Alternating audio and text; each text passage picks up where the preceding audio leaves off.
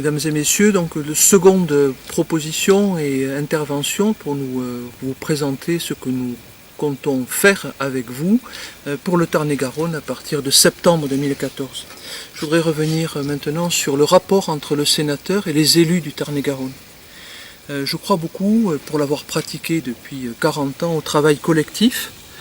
Et la situation dans laquelle nous sommes, nationalement et localement, exige de nous que nous fassions face ensemble pour porter des projets de développement et de valorisation des citoyens et des territoires du Tarn-et-Garonne. Il y a en ce moment, et il y en a bien d'autres évidemment, deux enjeux ou deux défis principaux qui se présentent à nous et qui seront à travailler dans les 6 ans à venir. C'est votre mandat et si vous l'acceptez, si vous nous le confiez, ce sera également le nôtre. Il y a d'une part ce qu'on peut appeler la tourmente territoriale qui est loin d'être résolue et ce qui relève des défis de la métropolisation toulousaine. La tourmente territoriale, on est en plein chambardement des niveaux territoriaux. Cela a été avancé, en partie décidé par le gouvernement et le président de la République précédent 2012 et poursuivi dans d'autres voies et d'autres intentions sûrement par l'actuel gouvernement et l'actuel président de la République. Ce que je voudrais réaffirmer avec Françoise Longagne, c'est que d'abord nous sommes convaincus de la nécessité du département. Le département est un niveau territorial essentiel. Il a été inventé en 1789. C'est l'unité territoriale par essence de proximité, d'efficacité et donc de justice. Je sais que vous partagez cette analyse. Le second niveau, qui nous paraît peut-être encore plus fort, mais qui a toujours été associé au département, et vous en serez encore plus convaincus, ce sont les communes. Les communes, c'est la base de la République. C'est la chance de la République, c'est à partir des communes que la République s'est toujours reconstituée.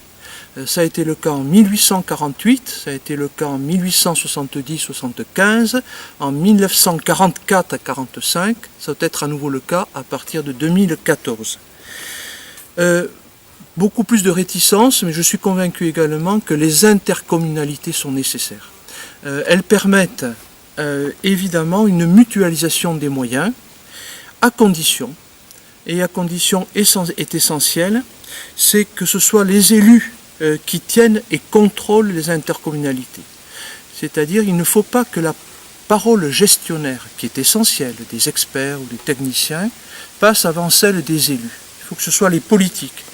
Ce qui fait que c'est toujours l'idée de projet qui est celui porté par le politique, qui doit venir avant l'idée de gestion nécessaire, dont les élus sont soucieux, mais qui ne peut être avant le politique.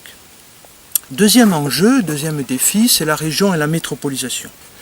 Alors, quelle région? On n'en sait rien pour le moment. On avait Midi-Pyrénées, aurons-nous Midi-Pyrénées-Languedoc-Roussillon, ou Midi-Pyrénées-Aquitaine, puisque c'était là où il y avait la logique des développements économiques, celle portée par le LGV, par les technopoles de la vallée de la Garonne, et en particulier de l'Oncopole, qui était avec des bases à Toulouse, Agen et Bordeaux. On n'en sait rien pour le moment. En tout cas, quelle que soit la dimension de la région, il faut que celle-ci ait un rôle d'orchestration, mais pas de centralisation. On ne va pas changer la puissance et le rôle central de l'État, ou l'abandonner, ce que je regrette en partie, pour obtenir une centralité et une puissance régionale à Toulouse, au détriment des territoires des départements. On peut estimer que la région, l'Assemblée régionale, absorberait les conseillers généraux élus à la proportionnelle dans nos cantons départementaux. La métropolisation est une chance et un défi pour le Tarn-et-Garonne. Il faut à la fois en valoriser ses effets et en contenir évidemment ses excès prévisibles.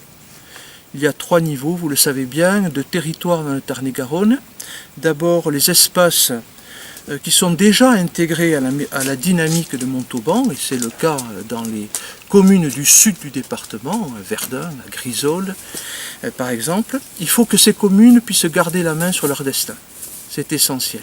Alors il y a un second niveau qui paraît important, qui existe déjà, et qu'il faut renforcer notablement, c'est le rôle qui est joué par les petites villes, moyennes villes, je pense par exemple, c'est pas exclusif évidemment, à Cassel-Sarrazin et à Moissac. Ces petites villes, ces moyennes villes forment le cadre de vie réel, le cadre de travail et le cadre donc de la démocratie républicaine. Il ne faut pas donc qu'elles soient abandonnées aux effets et aux dynamiques perçues uniquement du point de vue des grandes villes, notamment de Toulouse. Il y a enfin un troisième niveau de territoire qu'il faut soutenir, ces territoires qu'on appelle ceux des nouvelles ruralités, qui sont en plein essor et qui ne doivent pas être abandonnés sous prétexte que la métropole organise suffisamment la dynamique de travail et d'activité. Voilà ce que nous devons proposer et agir ensemble. Sinon, nous allons subir une dynamique très puissante qui ne touche pas uniquement notre région, mais toutes les villes européennes, et nous allons perdre la main dans le département, dans nos communes. Il faut donc qu'il y ait un projet collectif départemental qui soit soutenu et impulsé par les élus, vous, et par les sénateurs. Il faut notamment dans ce projet renouveler et probablement en partie réinventer les services publics. C'est notre bien commun et c'est ce qui assure à la fois l'égalité des territoires et l'égalité des citoyens devant les aides que l'État et l'ensemble, la société en son ensemble peut apporter.